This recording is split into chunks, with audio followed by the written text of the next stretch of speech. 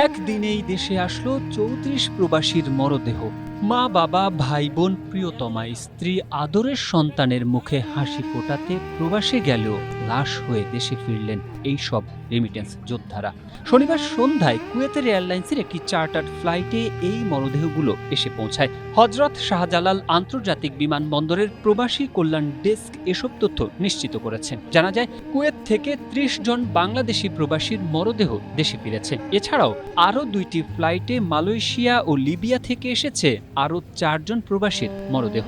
তবে প্রবাসে নিহত শ্রমিকদের লাশ আনতে হয়রানি বন্ধের দাবি জানান নিহত প্রবাসীদের আত্মীয়রা। ছেলে মেয়ে স্ত্রী সন্তান মা বাবাকে ছেড়ে যে রেমিটেন্স যুদ্ধ হিসাবে যে প্রবাসের মধ্যে যে কাজকর্ম করে, এই যে মারা যাওয়ার পরে যে একটা হয়রানি হয় বা আসা যাওয়ার নিয়ে আসার মধ্যে যে একটা হয়রানি হয়, এটা যেন না হয়, সরকারের পক্ষ থেকে যারা তাদেরকে পূর্ণাঙ্গ নিরাপত্তা দিয়ে পূর্ণাঙ্গ মানে দায়বদ্ধতা নিয়ে সমস্যার সমাধান করে যেন পরিবারের হাতে যেন তাদেরকে দ্রুত হস্তান্তর করে নিয়ে আসে, এটা আমি সরকারের কাছে আবেদন করি।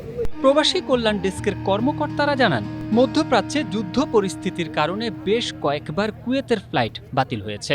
যুদ্ধের কারণে যে লাশগুলা দূতাবাস থেকে পাঠাতে পারছিল না, আজকে একটা বিশেষ ফ্লাইটের অনুমতি পেয়েছে, সুযোগ পেয়েছে, সবগুলো লাশকে পাঠাচ্ছে। লাশ পরিবহন ও দাফন বাবদ আমরা ২৫,০০০ টাকা দিই, সেটা আমরা সবাইকে দিচ্ছি এবং পরবর্তীতে অনেকে আর্থিক অনুদান পাবে, বীমা সুবিধা পাবে, সেইগুলা কিভাবে পাবে।